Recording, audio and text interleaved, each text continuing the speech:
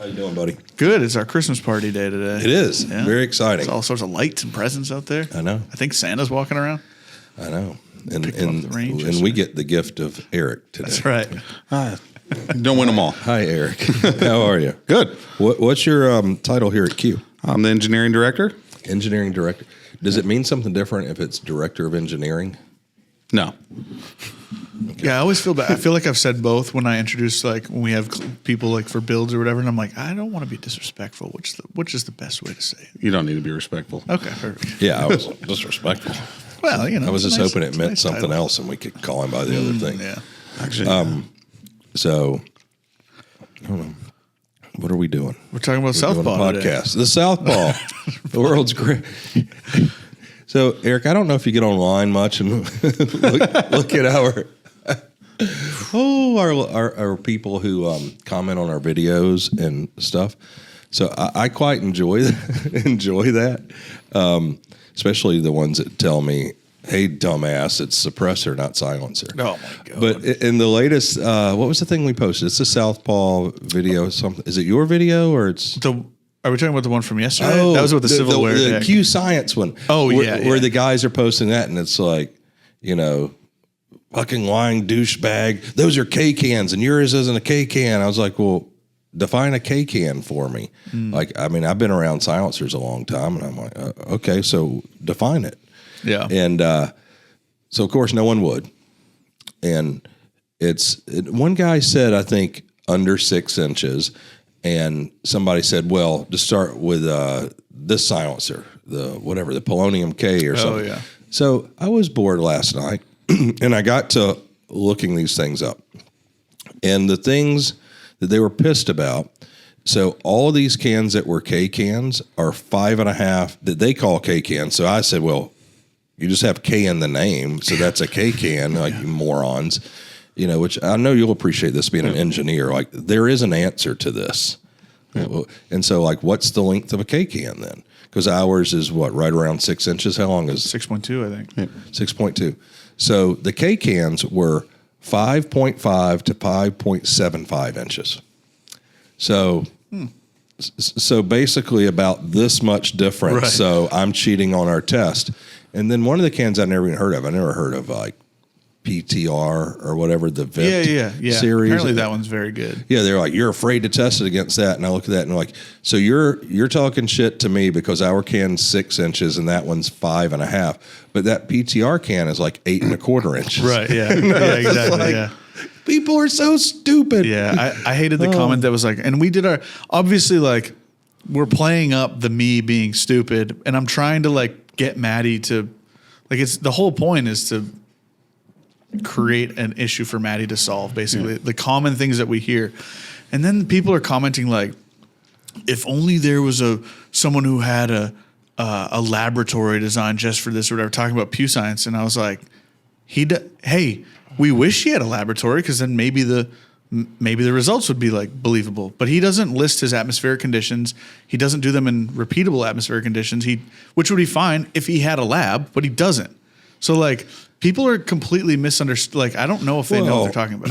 Well, I mean, I don't. If you want to listen, he could post whatever he wants, but him appointing himself like king of silencers or whatever. Well, he also told me it's not peer reviewed. You that's can't how science duplicate works. it. And like, I don't, and I also like don't particularly care what he says. I mean, to me, it's like, okay, you're going to assume we're cheating and lying, but he started taking money from silencer manufacturers. So why would you consider? Yeah, and you can honestly. That's the thing is like, and I'm not. Who am I to question his integrity? But it's like you could be you could have you could have the most integrity. You could be doing everything by the book. But as soon as that gets out and it's a known thing that companies are giving you money, regardless of what it's for, you're now perceived as not having integrity. So like you cannot it is how it is. I was interested in what he was doing, but like when he started, you know, we had him on the podcast, right? And he's an odd guy, but they've had in my 32 years of doing silencers, there's been 3 or 4 people do this before, and you know, I remember he was like adamant. You know, he sees the world, in my experience with him, very black and white. Like, you don't do this, you do this with every part of his life that he was talking about, but he was never going to take money from silencer manufacturers because then you're never considered unbiased. I was like, I can fully support that. Yeah, makes sense. And but I don't think many people really understand his test. No. I mean, I know, like, I read all of it. I don't understand it all. Well, it only covers, what is it? Sound at the muzzle, sound at the ear, and back pressure. As if and now you're. How does he measure back pressure? I don't know. But it's in there. It's in there. But then, like, now you're misleading the consumer because he's also, and like, I wish I took a screenshot of it, but he said what he is doing is the most important development in small arms history. No bullshit. That, like, I wish I took a screenshot. He does think a lot of himself, which is fine. I just don't particularly care. It's like, it's not, the military doesn't use it. I don't. Anyway, we should probably include Eric in this conversation. Hi, Eric. I like it. So, have you read any of that Pew Science stuff? I've gone through some of it. Yeah. No, You're a smart engineer. I mean, I think everything's a data point, so he has an audience and you have like a data point there. And, like you point out, it's not, be all and end all. But, it's, out there and people are going to read it. So, yeah, if that's important to you, then sure. It's something for you to look at. we put a lot of, faith in the testing we do, and so does every other silencer manufacturer. But I guess they do. Yeah. I honestly think most of them don't really test, because here's the thing with that, and where I had an issue with it when consumers try to force it on me. Mm-hmm. When I was a young Thundercat making silencers, I thought sound was the most important thing, and I did that for 10 years. That's what I thought. And I've won a whole bunch of military contracts. And then what I realized when I started dealing with those guys, and what changed my experience was sound. If they would give us a list of 10 priorities, sound was number 10. And so what I mean is like, yeah, okay, so he does a sound test the way he wants to do it. I didn't know he was doing back pressure. But okay, so he does back pressure. But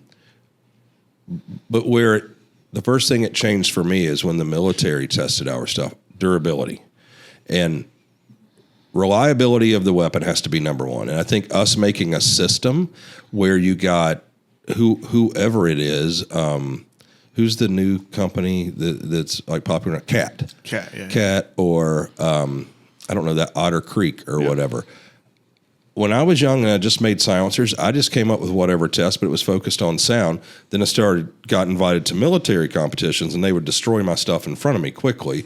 And so then, and then when the 416 came out, those groups had Knights Armament silencers, but those silencers had more back pressure, and the H&K 416 was very susceptible to overrunning. That gun is so slick and so fast, it'd skip over rounds in the magazine. The magazine spring couldn't keep up. So reliability, that's why the M4 2000 was adopted by SOCOM and the 416 SD.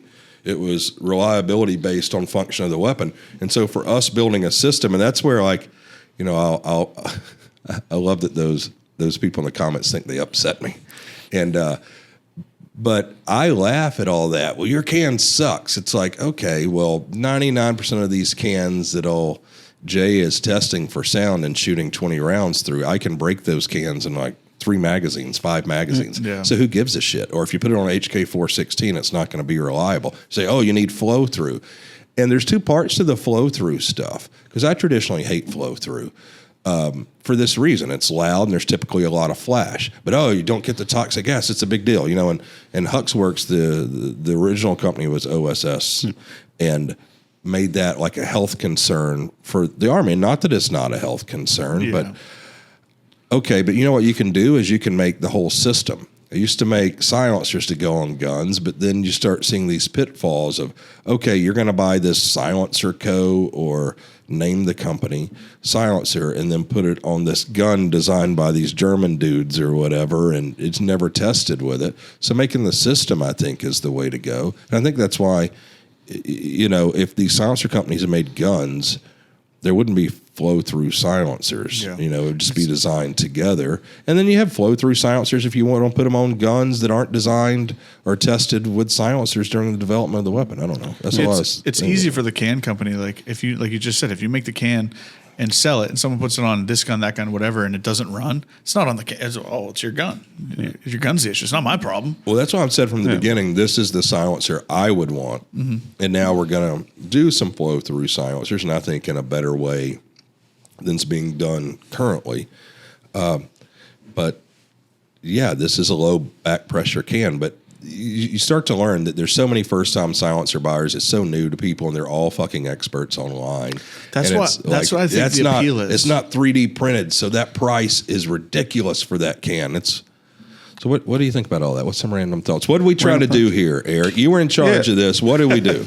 Not for the whole time, but no, the back pressure, you kind of speak to that, and I was thinking as you were saying that, like, it's controlling that amount of back pressure. We can make this can probably a little bit quieter, tighten up the bore, and do some of those things, and then have tons of reliability issues. And that's not what we have. We got or end cap contact or accuracy. When we talk of that list of 10 things, POI shift. Like Jay is the king of silencers. JQ Science, not JQ Science. I'm the real king. You're the real king. But yeah, what about accuracy? What about weight, size, length, point of impact shift, durability? Like all of these things, and even like the casual person involved or customer of ours with silencers doesn't even understand. Work goes into the silencer from our standpoint, like 32 years experience just with me, not including Ethan and everybody else's experience, but with the military. So some of the military silencers that are still in use today that, we did at Advanced Armament, we had to design not to have to increase the muzzle velocity of the gun because your point of impact shift becomes a thing. Right. So there's all these nuance to silencers. So just like buying a silencer based solely on sound is the dumbest thing ever. Yeah, I think the appeal to the Pew Science thing is, like you just said, is the new consumer, the new silencer guy. It gives them some data points that they can read, and they're like, "Oh, I get it. Like, I'm intelligent. Or I know a lot about this shit now." And it's digestible enough for them to understand it. But yeah, I mean, we were just at a range yesterday with a bunch of random people that we don't know. Some of them had our stuff. A lot of them had cherry bombs because they were just putting Plan Bs on their cans.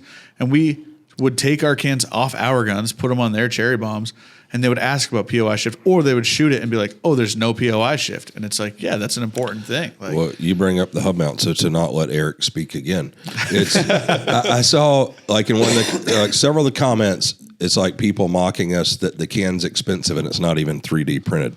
It's like, okay, what do you do for a living? And another one was, it's not even hub compatible. And that made me laugh. I showed Ethan that comment, and Ethan, he's a, you could have so many one-liners from Ethan. I mean, what a smart, condescending son of a bitch. And he's brilliant, but he hits the nail on the head so often with this. I read that comment to him, and he said, hub mount silencers are for people who are too stupid to figure out what the right mount is, because everything about it is worse. Yeah. So it's go making ahead. Give us some compromises. commentary. Yeah. No, it makes why is it a compromise from an engineer's perspective? Why is a hub mount a compromise? I mean, it's adapting to a bunch of different mounts versus being able to have one that's dedicated, that's for that system. You talk about system specific. We have the tapers, so we can have it directly right here designed for that system. And so, yeah, I mean, if you have a different gun, different muzzle device, then you might need to have a Plan B. But why not go with the Plan A?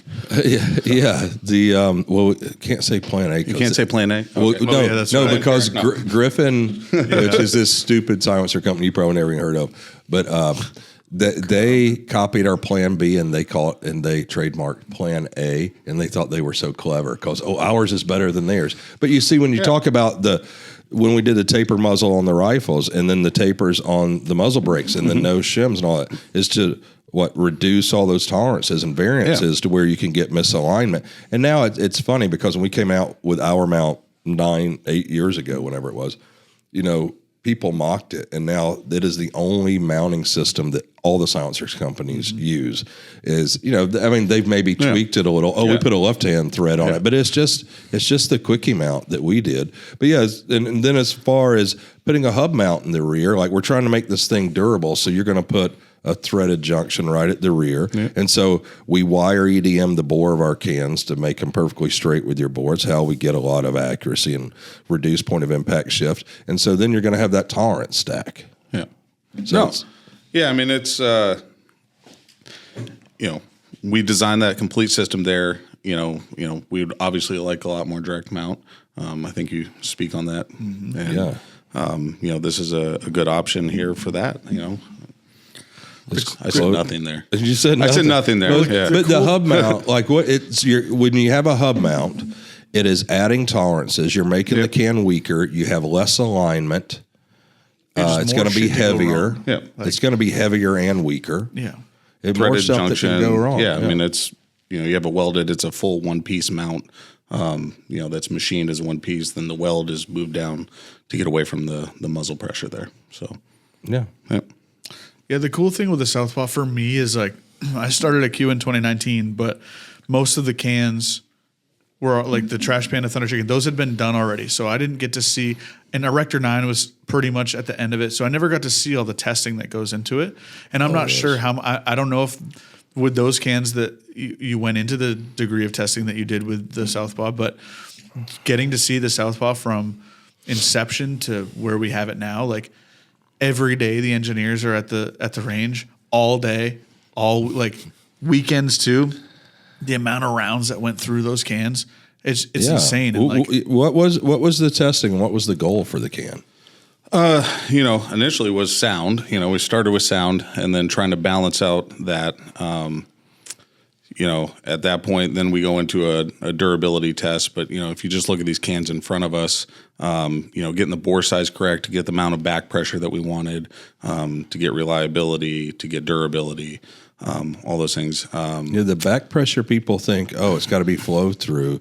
Well, I mean, that's what the difference in my old company with the M4 2000, which we had an NSN and a military contract. Difference in that and the 416 SD, which was like the Bin Laden silencer, was we vented the baffles. So it was a baffle construction similar to this, but 1.5 inch diameter. But we vented the baffles to reduce the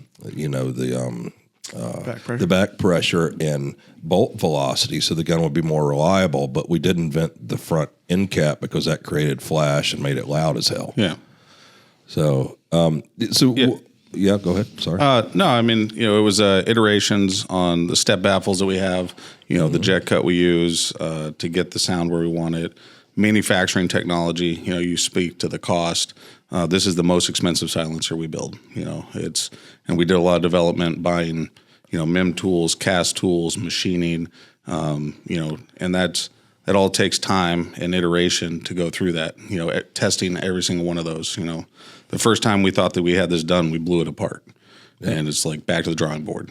And so, so once we got to the sound part and we got to the durability, what was the testing? I honestly don't even remember what the test was for the cycle. So it's the surge cycle, which is 8 mags, 1 round a second for the first mag, 2 round a second for the second mag, 1 round a second for the third, and then full auto for the fourth. And then we do that, 8 mags, so another 4 mags of that schedule. Yep. And then we do 20 rounds of that. So 20 cycles of 8 mags at 1 round a second, 2 rounds a second, and full auto. Yep. Okay. And so what did it take to do that? Because I know, like, generally, our method traditionally has been, let's start with the optimum thing we would want. Like, okay, just 17.4, not using Inconel or other materials, and as light as we can go, and then let's shoot it through this ridiculous test, and if it makes it, great, but there's also a sound requirement after the test. Yeah. And if it doesn't make it, then we start, okay, let's use exotic materials and start. Yeah, and so we start, 17.4 on the blast baffle, that doesn't survive from a durability of sound. So we get a 20 dB raise over, I think it was 3 cycles on that. So it's like, well, let's stop, go back to the drawing board. Let's go to Inconel, start at Inconel 618, Inconel or 6. 718 or 6. We end up at 718. But is there a 618? There's a 625. You gotta look it up. Oh, the steel fact checking him. Fact check me. One of the points I brought up in the What's Q is obviously the Inconel we heat treat to 1800 degrees. Are the steel baffles those H900s? 625. 625 we started. Yeah, the steel baffles are H900. And then 1800 for the Inconel? So that's the anneal temperature. It's Okay. like 1850, and then it's got an age hardening. I don't know which one we're doing. There's a bunch of Inconel age hardenings. But 625 is. How would you describe the difference? Like 718, I know is better for high temperature erosion. yeah, so a little harder, a little more durable for those. And that's what we saw is we start heating this up, and like you get a lot of particulate in the firearm. You got a high temperature. We're shooting it through there. We're eroding that baffle Because we're shooting a short barrel too. What was the test barrel? 9.69. So it was the honey badger. So we're going short. I know a lot of the SOCOM testing was 10.5. Or 10 point, is it 3 or 5? What's the HK? 10. Oh, the The HKs are 416. the 416. I thought was 11.5. Then that would be 10.5. It's 10.5 or 10.3 is the 10.3. It's the Navy. 10.3 is the Navy. It's the Mark Mark 18. 18. Okay. So it would be So 10.5. 10.5. Yeah. Yeah. So yeah, I mean, we're shooting it shorter, which is going to be Under higher pressure, powder. higher temperature, and it's going to go quick. And we see a lot of early erosion on that baffle. I'm not saying a lot of, but we see the early erosion, and then it basically stops. This baffle or this one right here that had 20 cycles on it, the difference between 20 cycles and 6 cycles is fairly minimal. Really? Yeah. And So it plateaus sound wise, rapidly? yeah, it kind of sound comes up, it plateaus, and then we didn't go much further. I mean, that's 5,000 rounds on that. So that's 5,000 rounds. That's the math of. Yeah, I mean, we shot some other, we do rate of fire on that. We're not just shooting the sound, so we have a couple extra cycles. So actually, it's got the exact round count on the side of it, written by Mr. Leo.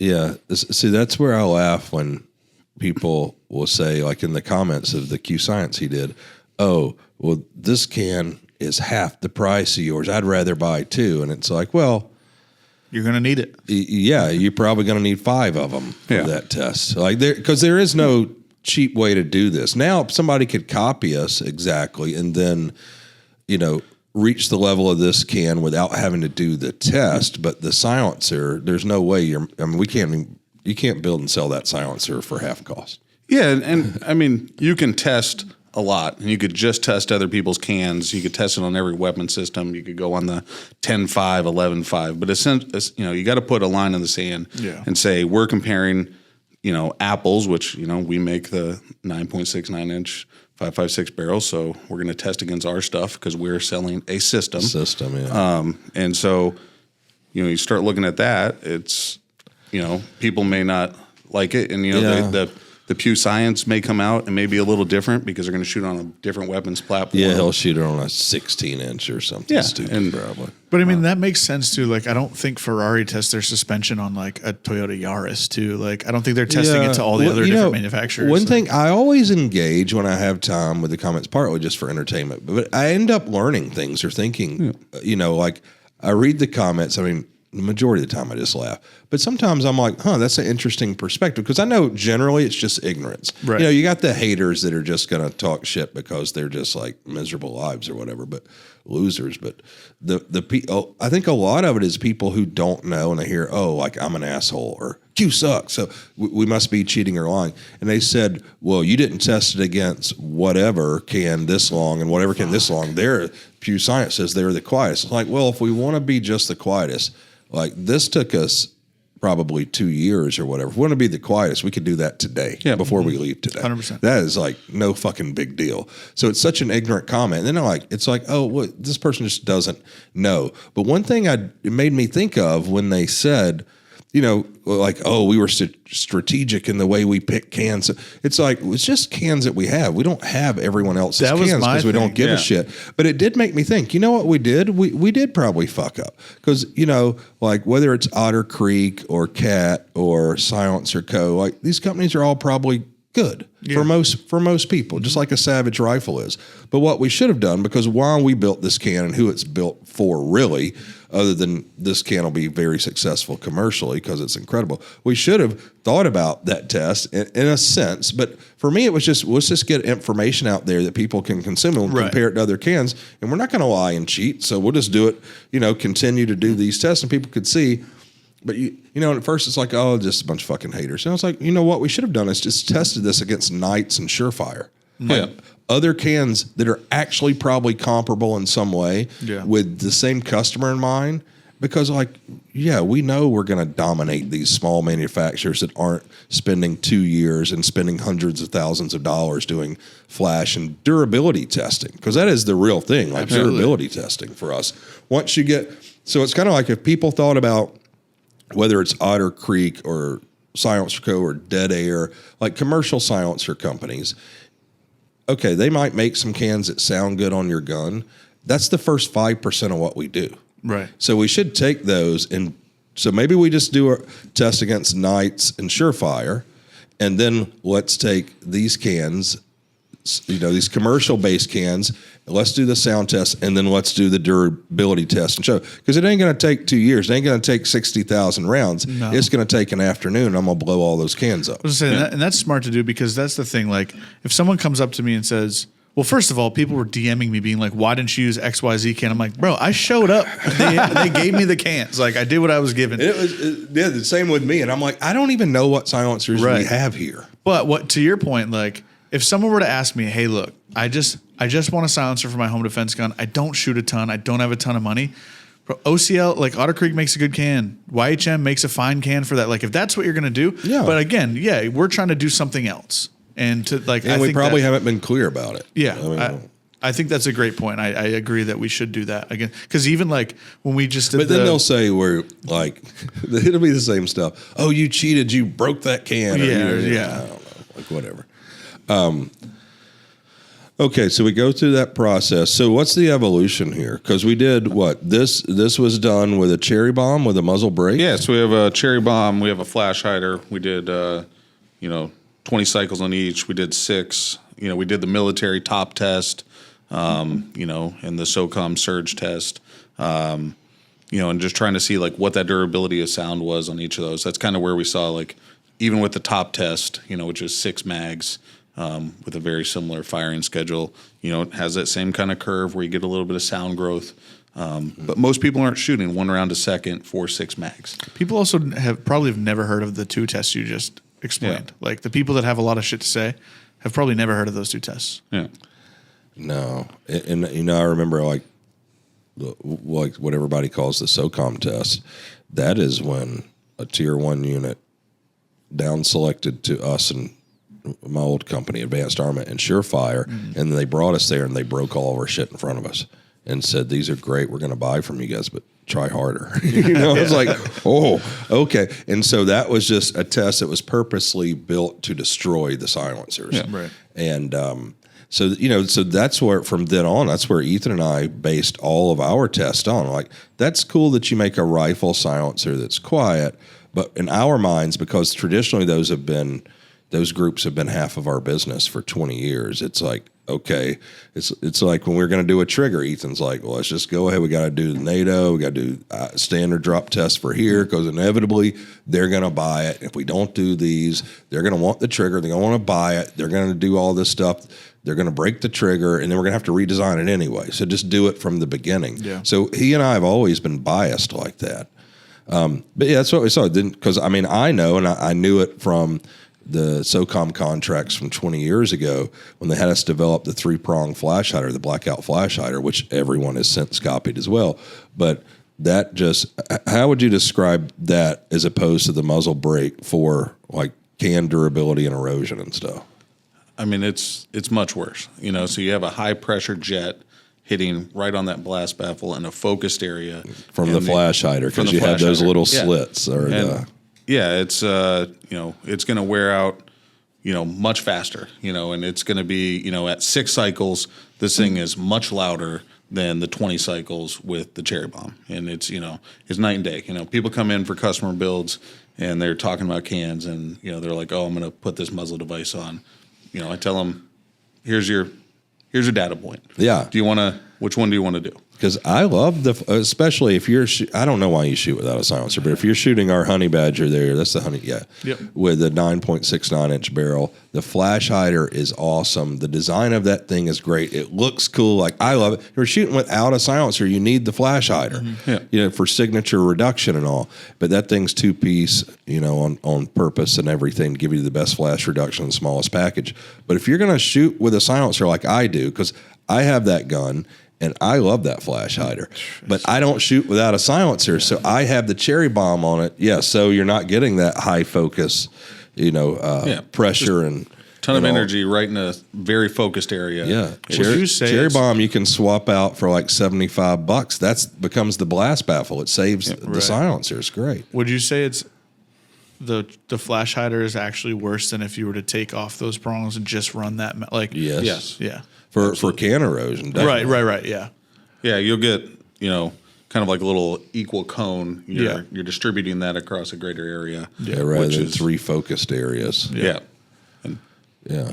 I mean, you see, I don't know if you have pictures, you could post them up now, the inside of these, the erosion after 5,000 rounds of a harsh durability test on a short barrel. But the difference between the flash hider and the cherry bomb, the muzzle brake, you see that, and it's like, don't run the 2-piece would be great if we can ever get all the stuff out. Like, if you want the flash hider, you don't have to remove the silencer mount. You could just remove the front of the flash hider and shoot with nothing, or the cherry bomb piece on the front. So that's a great design.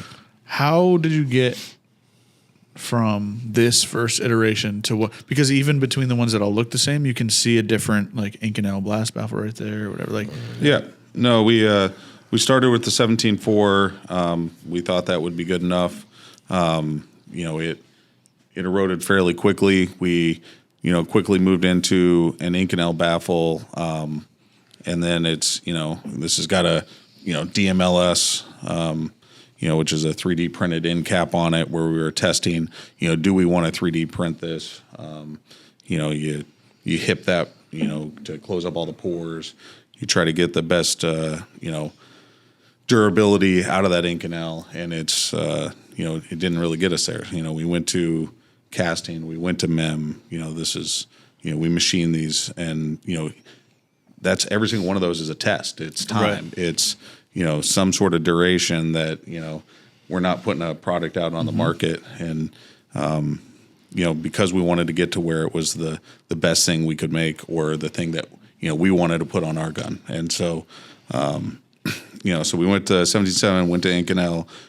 Then we started iterating on baffles. We learned some stuff with, some of the new cans that, I think aren't out yet. And when we started learning on that with those step baffles, we started pulling that iteration into this can. You're speaking of the 30 cal. The 30 cal. Yeah. Those are I've only heard them shot once, and it was insane. Yeah. And so, we found, shortening up this last baffle, gave us a little bit of gains, and, you can see the spacing. There's more baffles in those first cans, which this was very interesting to me, because traditionally that's going to be better sound performance. Yeah. And, iterating, whether it's the angle or the cuts and everything, we're able to use less baffles, so there's more volume in the can, and to make it, and it got quieter, and those are going to, and then also lighter weight. Yeah. So it turned out to be something I didn't expect, and it was pretty great in the end. And we start getting into dissimilar metal welds. There's some development there. It's not something we've done a lot of here. I mean, you've done it in your past, but when you start doing that, it you get some weld porosity. It's not actually getting a full penetration, and so like even that development from manufacturing technology, takes a little bit of time. And it's not rocket science, but it's still development time and ensuring you have the best product. We had, we're going into the first what we thought we were done, and we had welded up, we had got sound, had durability, and we shot the entire stack off. The very first one. And it's like, well, okay, like let's go back to the drawing board, because clearly we're not doing a good enough job, or we can't manufacture this at the level that we want to. Yeah. And it's still, getting to the point where we can produce at the volume we want to is, a daily, not daily, but it's a little bit of a struggle to get the volume we want. Yeah, we're in the beginning of production now. I mean, that's exciting. And for me, like, as time goes on, I realize, like, that's just who we are, right? It's like we're always trying to do the most innovative, the best product. And where I'm very proud of this, because it's funny, a lot of the comments, too, mocking us for taking so long to do a 5.56 can. Well, it wasn't a priority because we work on other things. But, of course, we wanted a 5.56 can. And most companies, and when I was younger, when I started Advanced Armament, I would have put one out and not done all the testing because, needed more money then. But to me, just like the boombox, we didn't ship this. We could have started shipping these silencers long ago, but it wasn't the product, trying to stay true to the most innovative, the highest quality, and also, would we buy it? Yeah. And that shit might not have happened with, like you're saying, if we'd put it out early, the things that happened to us during the testing may not have happened to the average person. We could have gone a couple of years before it did happen, and it would have been quote unquote fine. I think it's common. It's why there's like, like you'll probably see all these little silencers, whether it's Otter Creek. Silencer Co. is not a small company, but you'll see it with them. It's part of their business model. Dead Air, that cat company, they'll probably have all brand new versions of everything out this year.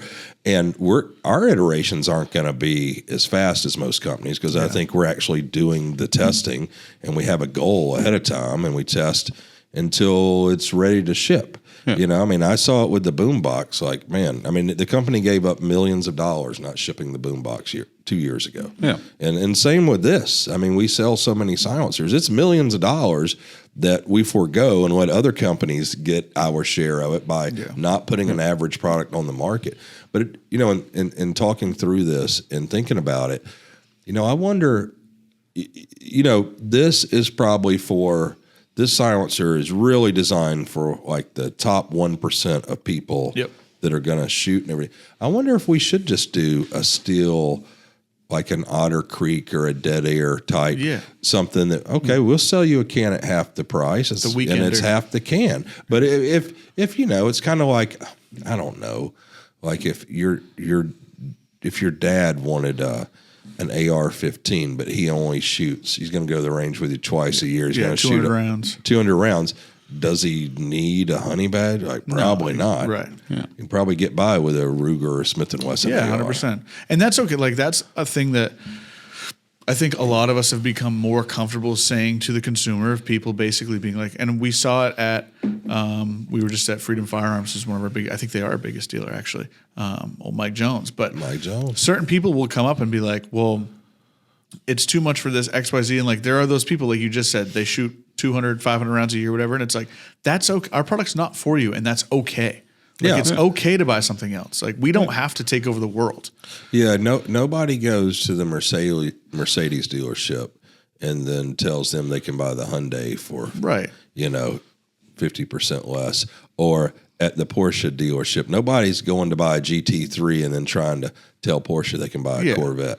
Like, okay. And to the point of like, oh, well, it took so long to do that. Like, because you were there as well. But like, remember how long it took SIG to start doing Inconel? Like, because I remember the first at Building B when they started machining the Inconel baffles, in a 10-hour shift, they would have 4 baffles that were in spec. Everything else they had to scrap because it's just hard to do, and they were starting to do it. We're starting to do the Inconel stuff now. Like, we're fortunate. We got a lot of smart guys, and we have some past experiences. But it could also be like, okay, we can do the end cap, we can cast it. Well, the casting's not turning out as good as we had wanted. So you end up, kind of going through these processes. It's not like for us to cut a corner, but it's like if we want to be able to ship 100 of these a day, right? We have to come up with a process that's going to provide us with that many parts, and it ain't going to be machining the Inconel. Yeah. It's just not. This silencers are going to cost a lot more. It's going to cost a lot more. We're going to produce less of them, so it'll be less in the market, and it's.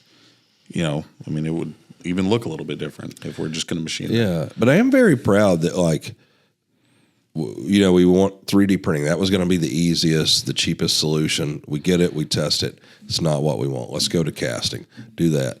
and probably, I like to think I'm the smartest guy here. So I probably said, let's just machine the motherfuckers now. Y'all gonna fuck around with casting. It's not gonna work out. So we did casting, and it just doesn't give us the quality that we want. So, okay, now we're gonna mim it. And, so all that is very expensive as well and time consuming, like going through the process. But looking to the future, that's kind of the cool part of the entrepreneurial spirit too. Like, we're going to dominate the world. So we're going to make 1 million of these. So let's focus on what's the right thing for that, to where we, when we get that order for 50,000 of these, we can actually deliver them. I think that's a thing there's a disconnect with the consumer, is that if you ask any engineer here, if every platform that we have, cans included, are they 100% happy with everything on it? I think 100% of them would say no. They would change this, or no, this. No, engineer will never stop working on something. But like, people have to realize, like you guys just said it, like we have to, we could sit here and make it exactly the way we want it, and it'll never ship. You will never get one. Like, I think it's why engineers generally work for someone. Yeah. Because they would live on the streets otherwise. You're the line if you driver. got to say, but I always think it's like the probably the best thing about me owning the company is, like, I dig money, but I really love innovation, and I'm competitive, and I like being the best, on merit. Like, I don't know what people think, but there is no like paying off a general or something to get a contract. Like, we just have to win. Yeah. And, but just, that part of me too, like, I like to develop, I like the process like all the engineers do, but probably just not to the level they do. Like, I want us to make the best product, but I also, have a little bit of a business mind to where, hey, we got to sell shit to pay for all this. Right. But I think I have a better balance, I think, than a lot of companies, and probably companies at our size the entrepreneur generally doesn't control the company anymore. Yeah, that line would get drawn way sooner. Yeah, so we have to start getting a return. Like, I want a return, but I'm willing to wait 5 or 10 years where the bank wants it in 6 months. Right. And, and I think it's the reason, I can take very little credit for most of the things we do, other than helping to pick products and then not putting irrational pressure on the engineering group to get a product done, because we can think it's good. Look at all the problems you run into trying to do the boom. Like, when things have not been done, an AR-15 that is a military durable gun, but is in 308, 86, and 65, like, all you guys can do is fucking guess how long it's going to take, and because it's just like everything in life. The things that are going to arise and create problems oftentimes are not the things you anticipate, and then you just once you're down the road, you gotta solve it. Yeah. And if I say, hey, we got to do this, we have to ship by SHOT Show, it's like, you're going to end up like SIG has ended up, like, recalling everything. Yeah. And we're not perfect when we fuck up, but like, I don't think people understand. It pains me as much or more than it pains the customers. Like, I do not want that to happen. And I give up so much money to give the engineers more time, I think you could tell me, but like, more time, more equipment, more opportunity to make the product that meets our goals without sacrificing or bullshitting. I mean, SIG knows it too. That's why you see now, like, especially the SHOT Show thing, where it's like they're at the point, they know what it takes to change something, so they just paint it and call it a new product. They're like, oh, it's a different color, it's a new product. It's like, all right, because it's going to take them way longer, and there's the recalls and all that. But I don't know. I mean, we stopped this, twice over the summer from moving forward, and and that, and then it's, well, we can't produce at the level we want. It takes us some time, and so, like, that's. I would say you push, but you don't push. You're 100% willing to stop that, and listen to the engineers on that. And it's bigger than just the engineering too. Like, obviously I'm in a different department, but marketing, it's like, okay, originally engineering has this idea, okay, it'll be up by this time, and then you're under that impression, we're under that impression. It makes it hard for you guys. Because we're like, okay, well, we rolled it out, but then we make all this content. Yeah, we were ready to roll this out a year ago. Right. But then it's not like, oh, well, you can just save the content because the new, like, we're just pushing the date. Well, no, you guys improved it. So now it's like, fuck, now we got to redo all the content. So we do, and so, like, The consumer doesn't see that yet. Because for me, it's like we talk about you make a steel can, inherently it's going to be cheaper, it's going to be more affordable, whatever. But because of all the shit, like, yeah, it's a bummer to say, hey, this costs us a bunch of money. Like, sorry, it's more money than we anticipated, but it's done the right way. And the so goal much is goes into it. to always make it a good value. You know, when you just focus on price, like there's going to be compromises. For sure. Like I don't want the boombox to cost $4,000. I don't want this to cost whatever it costs, $1,200 or whatever retail. Like I don't want that. But, you know, I have to, like, for my mind, I make a priority list in everything that I do in my life. And it's like, okay, what brings me the most fulfillment and happiness? Like you start making that list. Or with this, it's like, okay, performance, and we have to adhere to that. Is if bringing it out on time is the priority, like you're just going to end up with compromises. And I think that's the worst customer service. But it seems like, you know, it's probably like most things. The real pain in the ass people is just a few percent. And it's like online. It's like, oh, finally, you've been working on this for, you know, this long. It's like, well, yeah, but you're also the motherfucker that would be bitching if we sent you one and you blew it up. It's the people who the people who are bitching are the people who aren't going to buy it anyway. Yeah, oftentimes. Yeah. It's like everybody when they talk about money first, because like, when I was young, I didn't have money. It's like I would try to justify, oh, that's bullshit. That guy's just trying to buy a new yacht or whatever. It's like, no. And I think most of those people too, I mean, most of the bullshit online is probably very young people. But a lot of it's just ignorant. If you're not in manufacturing or you're not an engineer, you don't understand design and development of a product or manufacturing of a product, yeah, it probably does seem pretty easy. Like, yeah, Kevin, stay offline. Why don't you go finish the mega fix or whatever? It's like, yeah, asshole. Like I'm the one back there making machining the parts. and oh god, that kind of shit. The price thing too. Like I just spent. I mean, the last couple of weeks I was at different events at gun focused on stores. price. You're not our customer. It also blows my mind because I'm pretty up to date with new products that come out or whatever, and I don't necessarily think like, oh, what's it cost? But like, focus on the value. Right. And so I was just at Freedom Firearms, and they have super high end stuff. They have everything. Like, if you want cool stuff, that's where you go. And I'm looking at the wall, and it's like boombox is the example, 4K or whatever. I look at the Scar 17, $4,300. They had an MR 762. Maybe it was because it had a scope on it. It was $7,400. Like the Knight's upper, just the Knight's upper SR25 upper, $3,400. Like, so what do you have no complaints about Knights because they probably do, but you also don't understand. Like, you know, I would love for the boombox to be $1,000. I'd love for everybody to own one. Yeah, it's just like, well, that's why we have Ruger, right? And Ruger, like their little gun, it's great. Take that muzzle brake off, will it function?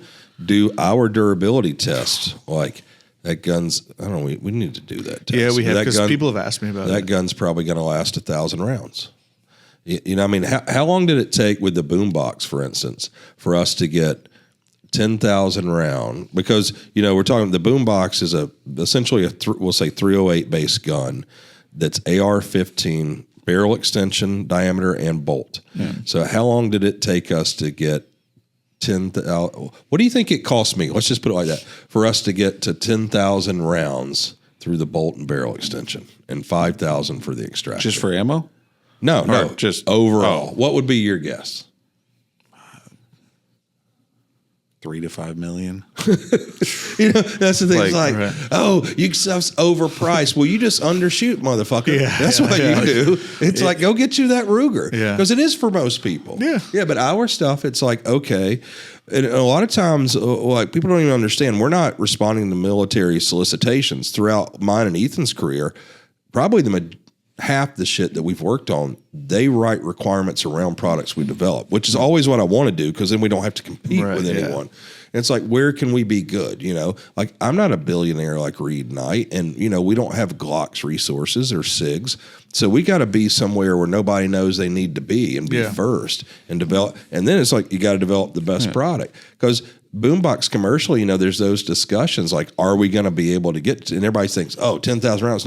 No, they're Go shoot your SR-25, 10,000 rounds. Tell me what happens. And that thing's 50% bigger than ours. Yeah. So look at Demo Ranch. You were there too. Like we were shooting machine gun lowers the whole time. All of our products, cans, the guns, everything. We had 0 stoppages. Not even like a stoppage like where we need to lube it. Like 0 stoppages. 0 malfunctions. And what was the thing? We just posted that Brandon Herrera video. Right. It was the same response every time. So not only do a gun that is anywhere from half the weight to, to maybe 60% of the weight or whatever of these other guns, because that HK 308 gun probably weighs like 11 pounds. A nice gun's probably 8 pounds. Yeah. Our gun's 5 pounds. Right. So like shrinking it down and it being as or more durable. Yeah. And like everyone around us. It's impossible. But then too, you would think the recoil, right. like it's going to suck to shoot that gun. Because you shoot a lightweight bolt gun and a real caliber, generally not pleasant. Shoot it with a silencer. The boombox in 8.6 shoots like a 9mm subgun. Yeah. And that's the operating system, and that's giving the boys, your guys, whatever time and resources you need that I can provide, you got it. The gun just better be the most badass thing when we're done. Mm-hmm. And I think that was accomplished. Yeah. I mean, I love to see that this is the best silencer we've ever done. That is the best gun we've ever done. And before that, it was probably the Honey Badger 5.56. And before that, it's just we're getting better every time, no matter what it is. And that's so exciting for me to see, because that's what I want. I never thought about legacy until like a year or two ago, because I generally just don't give a shit about those things. But now I've viewed the company as it's ours, it's not mine. And I want us to be the most innovative and the highest quality, the best gun company in the history of the world. Like, that's what I want.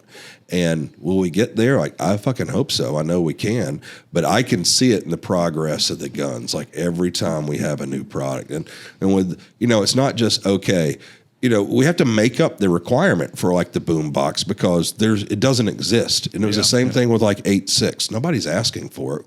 But we know, because we use the guns and we work with these groups, they don't even know they need this yet. Right. Like they're here, they're thinking at this level. We're thinking like up here, like where can we go? Well, then once you show them the platform too, they think, okay, once they get it, they think, oh, well, it's as good as it gets. You can't improve on it. And like, even just looking at the next iterations of the Fix or an AR, that like just the couple things I've seen on Fix 2.0, I'm like, But what's also exciting was, the Fix, that's just like a clean sheet of paper we start with, right? That gun is so different than anything else. And it wasn't like trying to be different. It's like nobody's touched the bolt gun in 100 years. What should it be now? It's like, I can't imagine, if I'm in the 50s and 60s and see Eugene Stoner come up with the AR-10 and the AR-15, like, what the fuck is this? Yeah. Like, it was so far ahead in a lot of ways. And, and I think he wasn't, he was successful, but he's 10 times as successful now than he was at 1997 when he died. Like, that gun's like 70 years old. That's how far ahead it was. Yeah. And I think, like, I see it with the Fix now, right? So we're working on 2.0, Gen 2, and the changes in the gun are awesome, but also very minute. Like, for that gun to be so different, right? Like, the boys hit a fucking home run the first time. But you see now, like, it was. I always worry. I think there's things like I will say Stoner's 63A machine gun, his 5.56 gun. It was too far ahead of its time. It was just too far ahead, and you worry about that. Are you getting snacks out, little boy? You worry about that with products sometimes, like, oh, why don't you do a straight pull? Like, part of it was it would have been more development time. Yeah, but doing a 45-degree bolt throw, like, hey, motherfuckers, ask your other favorite gun companies why they aren't doing it. Yeah. Why didn't Sig do it on the Cross? Yeah. Because but straight pull, there's two things. It's going to be more development. It's never really been done correctly. And I didn't think America was ready for it. So I'm actually conscientious of, we need to be innovative and ahead, but you can go too far ahead with some stuff. For sure. 20, like we've talked about it before, like Volquartsen has kind of, and they've been around a little bit, but like even in the world of 22, we're just starting to get to a point where people are willing to spend over $1,000 on a 22. So like I agree with that. Like people think of 22, okay, it's cheap, I can go shoot or whatever. But a straight pull, like 11 guys would have bought a straight pull. Well, I mean, look at how many have failed, but they've all been shitty. Like Beretta just came out with one, Savage came out with one. They all, they're failing. But Volquartsen too. So I think Bill Ruger started Ruger in 1949. He did the Ruger Mark I, which is supposed to, look like a Luger from World War I and II probably as well. But that's still the gun Volquartsen's doing. Right. Yeah. 1949. They're still, that's the gun. They're really nice. And I love Volquartsen, so I ain't trying to talk shit. But it's the same thing, 1022. That's the other gun they're doing. And then the little straight pull thing is like that Russian biathlon gun from like the 60s or 70s. Yeah. It's like, so most of these companies are not innovating because I'm thinking, man, we should do a 22 fix, little micro fix. But if we could have the 22 be, what could it be, a 15-degree bolt throw? Right. But, we could do something. But the problem is, you're talking about, $1,000. Our 22 would probably be $2,000, and it's not because Daddy's buying a new Gulfstream. Right. It's because, it's expensive to develop shit that's not been done before. Yeah. I mean, the little straight pull that we have from Volquartsen, it's in like an Oryx chassis. It's they got a carbon fiber. I think it's a $2,400 gun. Jesus Christ. And like the Mini Mamba, I think that's $1,600. Like it's a 2245, and it's sick. It runs. It's cool, but it's still the size, which they wanted it maybe as a trainer originally, but it's the size of a 9mm or whatever else. And it should just be big enough. But I don't know. But that's just to your point of like, I agree. I think straight pulls are cool, and it's awesome and it's exciting. And it's funny, like Ron Spilmer thought our gun was a straight pull. He kept just yanking on it. But I agree. I don't think the US is ready for it. Yeah. Well, I tell you, once we finish the fix, and now we've used it for years, and and I have the fix in my hands using it 6 months out of the year. I care nothing about a straight pull anymore. That is so much faster than a 9-degree throw, especially if you have a longer pull. And on the it's probably rails, 3 times as fast. Like, I actually don't need to be faster now. And I would have never known that if I weren't out using the guns all the time. And so now, I always thought the fix would evolve into a straight pull, and maybe it will. Who knows eventually? But I used to think 100% it would, and I think now 10% it might. Yeah. It's just like it's so fast now. It doesn't need to be faster, and it would be doing a whole new thing to where we could be working on a whole different project because we only have so many resources. So you're working on what do we choose to work on, and no matter how many 3D printers and engineers you get, it's like it's limited. Yeah. I guess my question for the Southpaw is one more thing after this. Go ahead. Yeah, I was just gonna say, like, to sum it for the average person, if someone's like, hey, I walk into a gun store. I'm really into shooting. I'm shooting I'm shooting 2-gun. I just shoot all the time. It's my passion. Why do I get the Southpaw over the plethora of 5.56 cans that maybe I could spend $600 on this can, but why should I? Like, what separates? Not even why should I? Because there are the people that just shouldn't get it. But what separates the Southpaw as a system itself from everything that's on the market? It's durable. It is the last one you would have to buy, and so maybe the $600 cans are not going to last quite as long and not going to have that durability of sound. It's got the tapered fit, which is going to give you better alignment, less point of impact shift, and I think the durability of sound, size, weight, and that it is still a quiet can. It's not just it's incredibly quiet. Yeah. So it's one of the quietest 5.56 cans. But what I would add to what Eric's saying is there are generally about 10 things that I look for in a silencer, and this is over 30 years. All right, we have reliability. It's always got to be number one. The gun has to work, and with a bolt gun, that's not that critical. Right. If you're putting on a gas gun, and some of that comes from. And you can say, oh, my can works perfectly on my AR. That's cool. But when we deliver to the military, it could be 200 guys, it could be 500 guys, 10,000 guys. It's got to work on all of those guns. And we're not building all those guns. So that's the thing. So, yeah, durability, reliability, durability, flash reduction, because with military, that's very important, because, it might not be important for a civilian. If you're hunting at night doing coyotes or pigs, whatever, it is important and you should pay attention to it. But you have sound, you have point of impact shifts. So that's the system, right? The mounting system. Not only is this can light at 13 ounces, and especially for the durability, because most of them, any other can that's going to be nearly as durable as this that I've seen is close to 20 ounces, like the Knights, for instance. Absolutely. But the mounting system, what's the system weight? That Do you weighs have less a than a 4-pound muzzle brake or a 4-pound flash hider and shims? Yeah. That's the lightest muzzle device there is practically. Yeah, it weighs less than an A2 flash hider. Yeah. So it's system weight. But then, how do we get the accuracy and the point of impact shift? So it's the mount, but then it's also EDMing the bore of the can to make sure it's perfectly straight. That's expensive as hell. That's the most expensive machining that we do. Yeah. So when I run down this whole list, if you do that with every can, this is the best 5.56 can ever fucking developed. Checks all the boxes. Are there cans that are lighter? Yes. They're not going to be as durable, or they're going to be louder. Are there cans that are quieter? Yeah, but they're going to be 8 inches long. They're not going to be 6 inches long. Are there cans that are less back pressure? Yes, but they're flash like a motherfucker, and you got to wear double ear pro to shoot them. So you start doing all this. I think this is in a league of its own. And what's interesting, some of the comments is like, oh, you just built an uninspired standard silencer, because all the casuals think that 3D printing is the thing. And they're fine with paying $1,400 for a 3D printed can that's loud as fuck. It's loud as a unsilenced 22 pistol and has a fireball the size of you coming out of it. And it's like, oh, but it's 3D print. Like, what the fuck is wrong with you? Like, what you need to pay for is the result. And so we got those lefty cans coming out. Yep. And they're 3D printed. We 3D print in-house.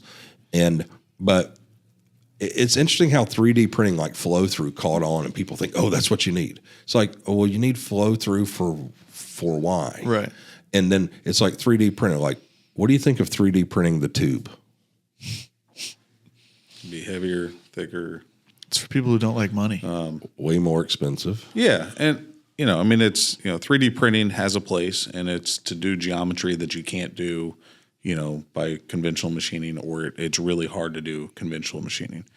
I've 3D printed plenty of things, and we've 3D print stuff. We've done bolt handles, we've done bolt catches, we've done a lot of those things. But at the end of the day, it's using the right application, and we could 3D print a can.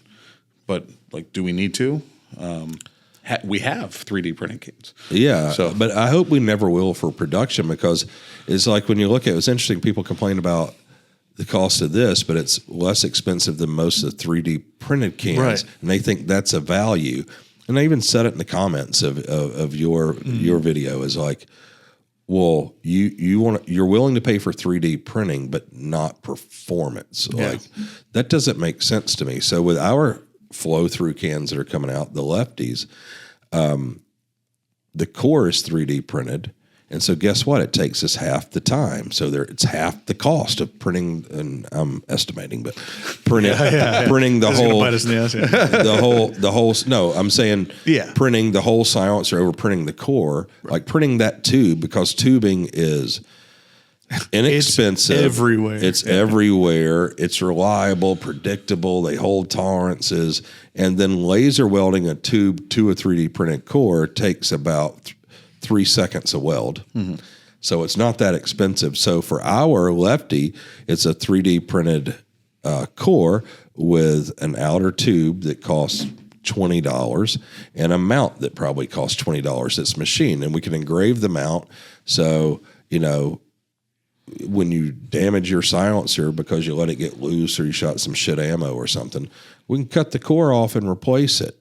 When you have one piece, you can't really do that. Sorry about your can. But yeah, that's why 3D printing is so expensive in that regard. And our 3D printed can, and we just charge what it costs, and some of their stuff's very expensive, like the boombox, but it's a value. Our 3D printed can, since it's just going to be a core and then just a tube and a machined rear mount is going to be far less expensive than almost all the 3D printed cans on the market. And the performance is unbelievable. Like I was, when Leo did those tests, the flash test, and it's like that little Knight's Armament can that's like 12 dB, but there's no flash. But you see the Surefire, you see the Huxworks, and there are huge fireballs that come out of that can. And it's like, well, that sucks. I thought this little lefty can, because it's geared towards a military requirement, I thought it would suck. I would hate it. It's so small too. Quieter than I expected. There's no flash. That can is incredible. Yeah. Ethan and Leo have done an incredible job on that thing. Yeah. And I'm excited about it now. And it works in different calibers because of what we're doing. 8.6, 30 cal, 5.56. We'll do a 6 mil. Yeah. So I think that's when you should use 3D printing. Like the bolt handle, we can print bolt handles that are hollow and they weigh 1.5 ounces less. And you don't need the center of that bolt handle. It needs to be a diameter, and it needs to not break. Yeah. I mean, it's choosing the right technology for the right application. Yeah, but it is interesting how so many people are just like an inch deep and a mile wide. And it's like, oh, 3D printing's the future. Print the whole can. Well, that's stupid. Because if they print the whole can 3D printing, then they have to put it in a lathe anyway and machine the threads and, face the back of it so that it's square. You're putting it in the lathe anyway. Just make the rear mount. Yeah. Yeah. Anyway. No free lunch. No free lunch. Speaking of free lunch, we should go have lunch. What else with this, Eric? What have we not let you say? Think through. Ow.